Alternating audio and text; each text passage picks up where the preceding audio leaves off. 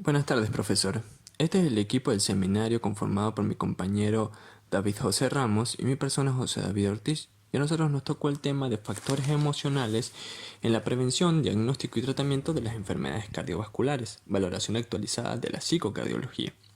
Así pues, me procedo a decir el índice. En el punto 1 tenemos la introducción, en el punto 2 la psicocardiología, en el punto 3 la personalidad, las emociones y las enfermedades cardiovasculares, en el punto 3.1 la personalidad y en el 3.2 las emociones. En el punto 4 las reacciones emocionales durante la hospitalización de pacientes con infarto agudo del miocardio en fase aguda. En el punto 5 los resultados con pacientes infartados y en el punto 6 los niveles de ansiedad, depresión y estrés. En el punto 7 los resultados luego de aplicar técnicas de relajación y en el punto 8 la conclusión. Así pues pasaré a decir la introducción. Este es el punto 1. Desde hace varias décadas, importantes estudios han develado lo relevante a los factores subjetivos en la aparición o agravamiento de las enfermedades cardiovasculares. Meyer-Friedman y Ray Rosenman, en 1959, reconocieron la asociación entre un patrón de conducta y datos biofisiológicos relacionados con las enfermedades cardiovasculares. Y ya para 1981, el National Institute for Heart, Lung and Blood reconocieron el patrón de conducta A como un riesgo independiente para los trastornos coronarios, con la misma magnitud y el riesgo asociado a cualquier factor tradicional. También es preciso decir que se han confirmado la implicación de las emociones en las enfermedades cardiovasculares tales como la virahostilidad, la depresión, la ansiedad y el estrés. Esto pone en evidencia la innegable aplicación de un paradigma médico-social en el cual se trate también a los aspectos subjetivos, llámense emociones, como parte de las causas que provocan ciertas enfermedades, así como aquellas capaces de llevar más rápido o más lento a la recuperación de un paciente, por lo cual debe dársele la misma importancia que el tratamiento físico de las enfermedades y dejar atrás los obsoletos paradigmas en los cuales los médicos creían que las enfermedades eran solo físicas. Así pues, pasamos al punto 2, la psicocardiología. La psicocardiología es la rama de la psicología de la salud orientada a los aspectos psicológicos y que se encuentra relacionado con cualquier padecimiento cardíaco, y no solo a los relacionados con la intervención primaria o secundaria de la enfermedad o a la subrehabilitación, sino también aquellos relacionados con los procedimientos invasivos, aquellos que derivan de las hospitalizaciones en fase aguda del padecimiento y aquellos estados críticos de gravedad del enfermo que crean malestar psicológico. Además, exige el diagnóstico de posibles secuelas de estas enfermedades coronarias en los procesos cognitivos y el enfoque de género en el estudio e intervención de los procedimientos cardiovasculares. Pasamos al punto 3, la personalidad, las emociones y las enfermedades cardiovasculares. Al considerar las emociones vinculadas a la aparición de enfermedades y sus complicaciones, se permite contemplar a las mismas como fenómenos complejos y multideterminantes, de manera que en el campo de las enfermedades cardiovasculares el enfoque integracionista es un pilar importante para el adecuado diagnóstico y tratamiento y seguimiento del enfermo.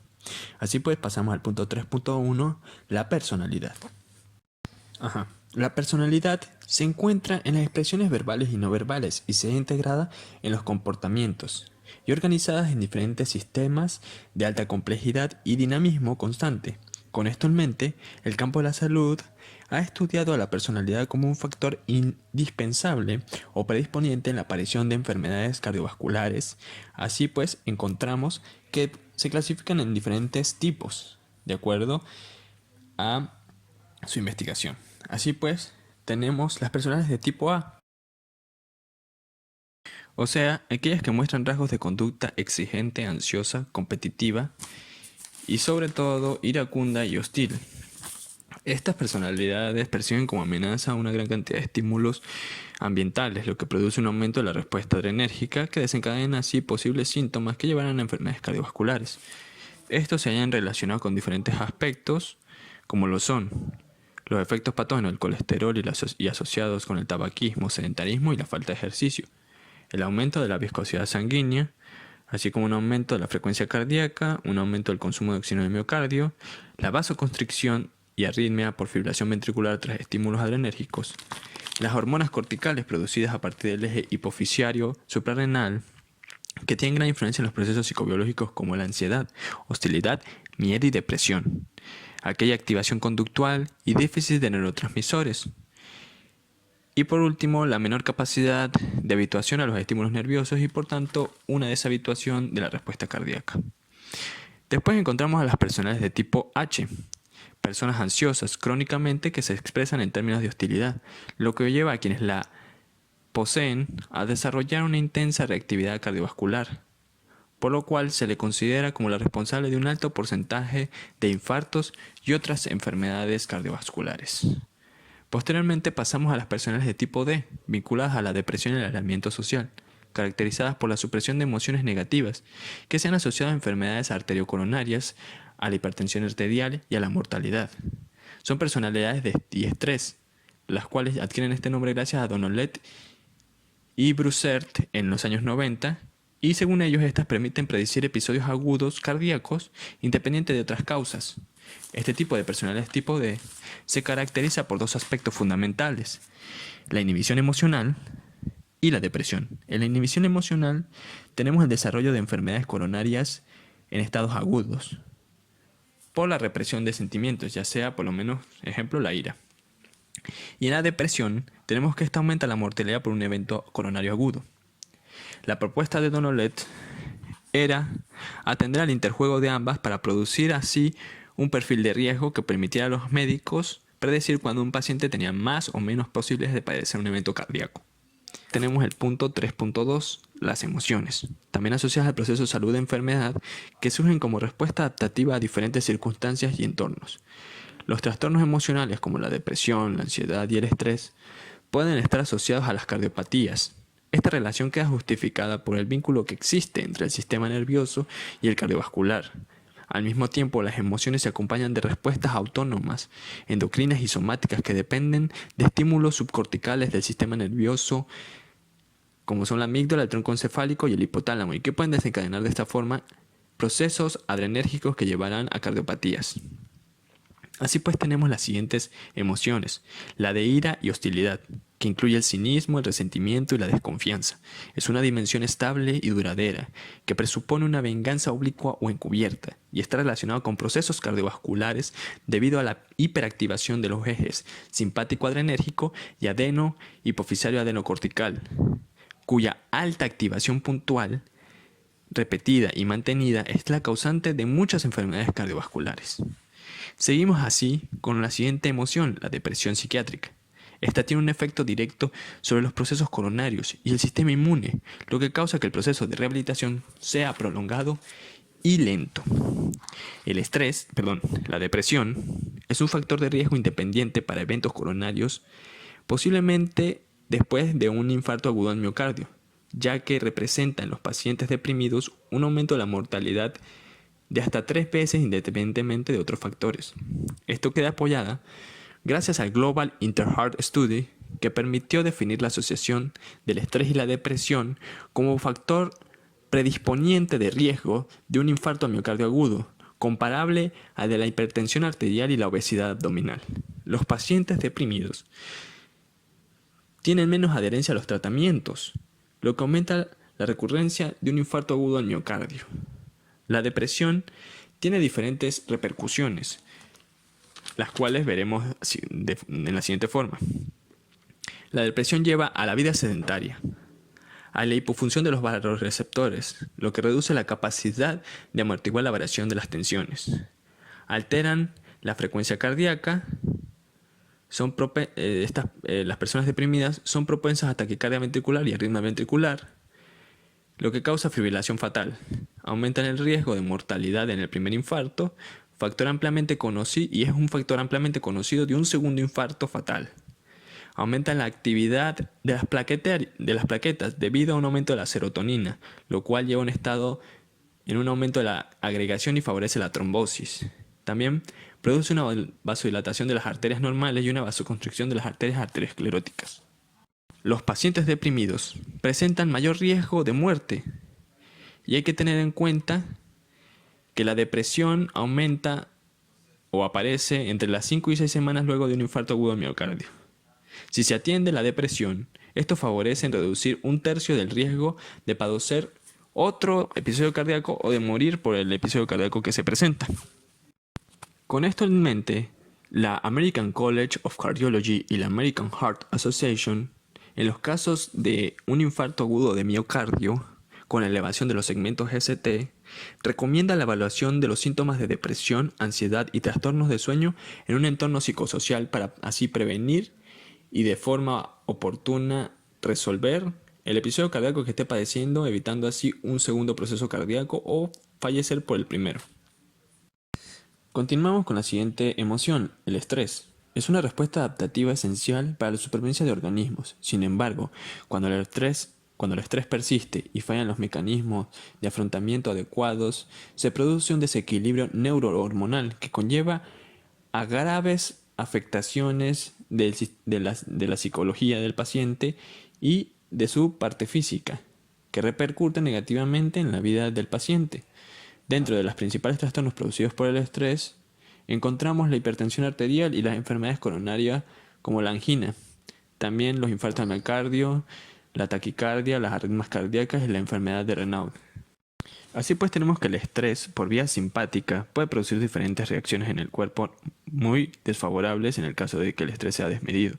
Así pues tenemos que aumenta la frecuencia cardíaca, aumenta el consumo de oxígeno, aumenta las catecolaminas por tensión, lo que conlleva al bloqueo de los procesos de oxigenación del corazón. Como consecuencia, altera también la hemodinamia. En ausencia de las enfermedades coronarias, el estrés puede producir disfunción ventricular, caracterizada por la dilatación del ápex cardíaco y reducción transitoria de la función sistólica. Se encuentran entonces intervalos QT prolongados y muestra una inversión de la onda T y aumento de los marcadores cardíacos.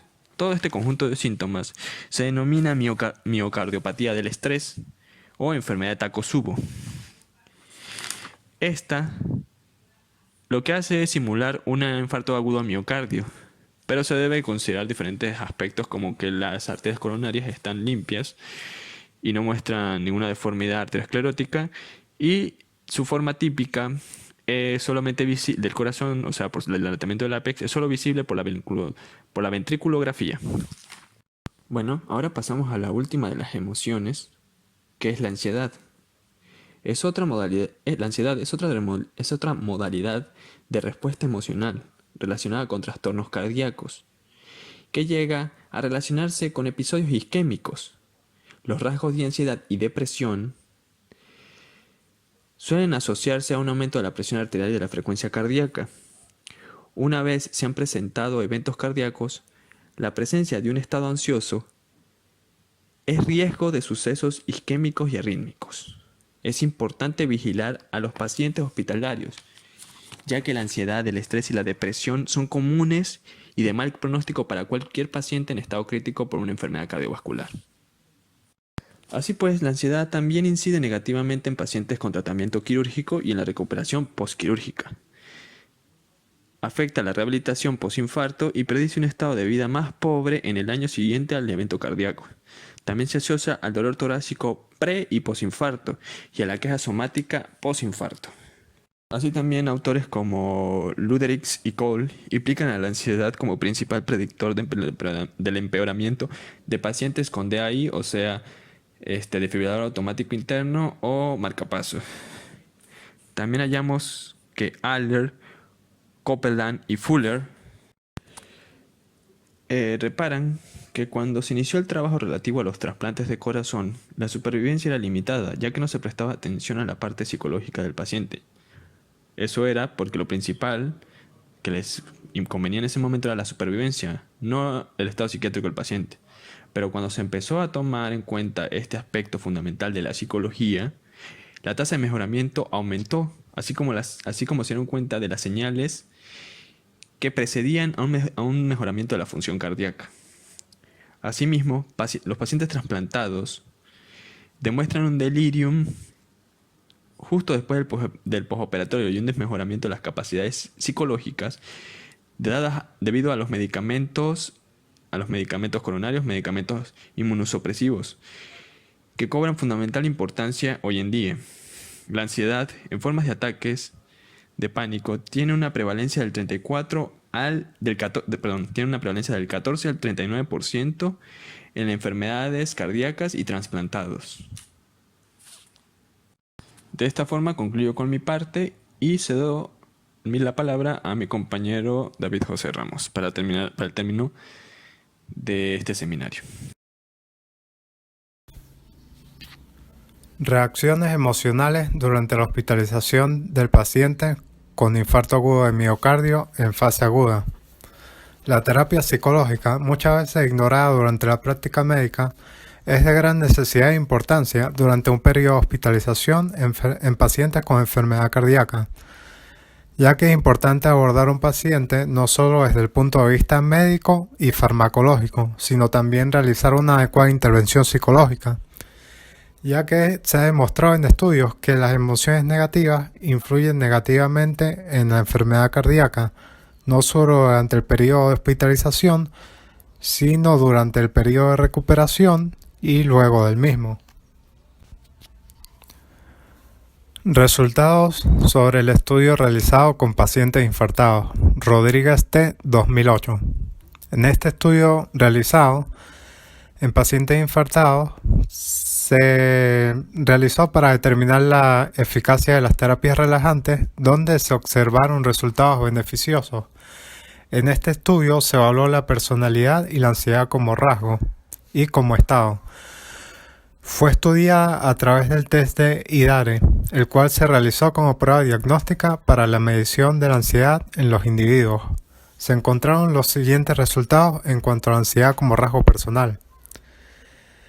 La ansiedad alta como rasgo estuvo presente en el 61,9% de los pacientes, como rasgo media en el 37,1% y solo el 1% de los individuos tenían baja ansiedad como rasgo personal, mientras que como estado, es decir, la ansiedad como estado, al iniciar el periodo de hospitalización fue alta para el 75,3% de los sujetos, media para el 24,7% y baja para el 0%.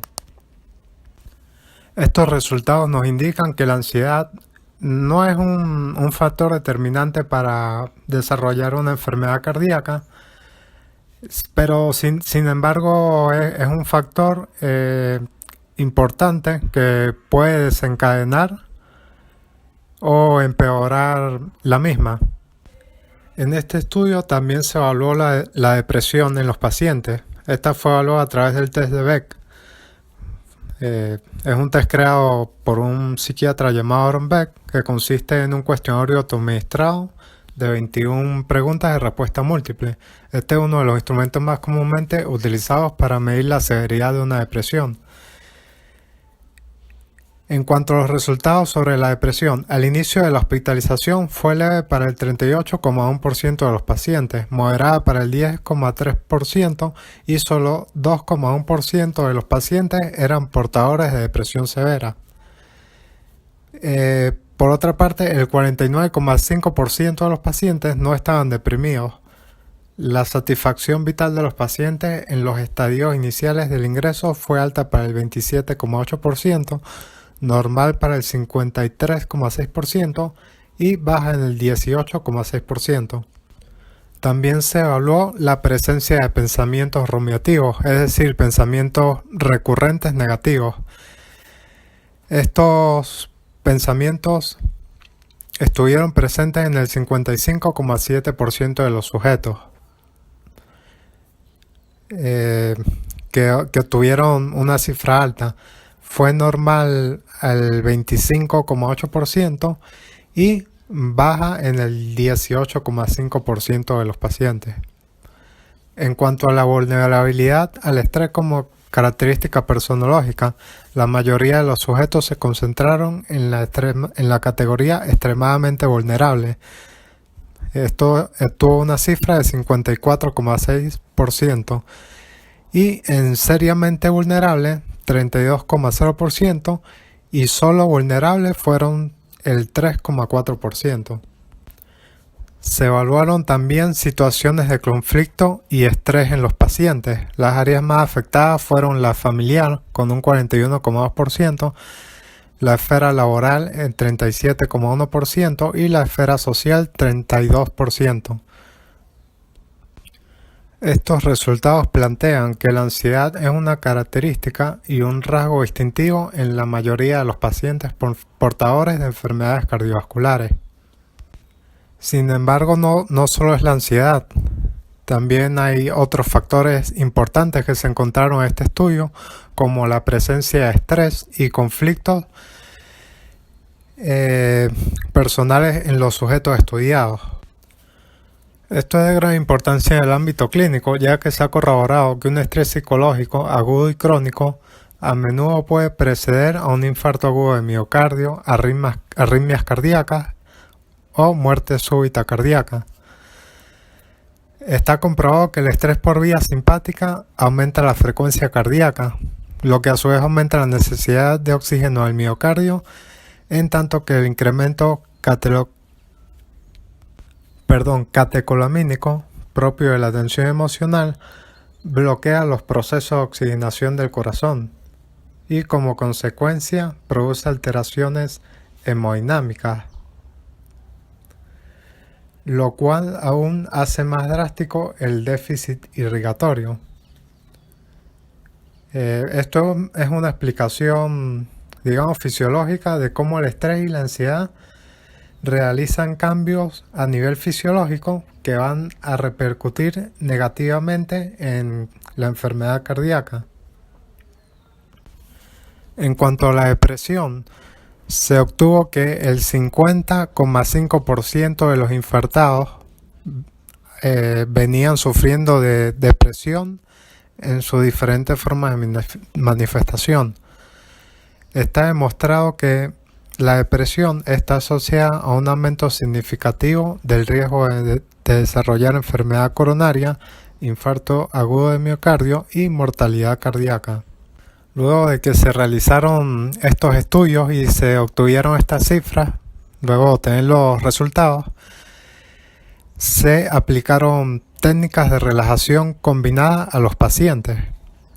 Este tipo de técnicas dio como resultado una mejoría en la mayoría de marcadores fisiológicos y en el bienestar del paciente. Las terapias de relajación que se utilizaron fueron la terapia de técnica relajante, la técnica adormecedora y la técnica relajante estimulante. La técnica a elegir fue seleccionada según el predominio de los síntomas psicológicos que fueron identificados luego de la entrevista psicológica. Se realizó un estricto control de otras variables y luego se volvieron a realizar estudios para ver los cambios realizados antes y después de aplicadas estas terapias. Los resultados que se obtuvieron fueron una disminución de la frecuencia respiratoria y una disminución de la frecuencia cardíaca media. También se observó una reducción en la tensión arterial sistólica media.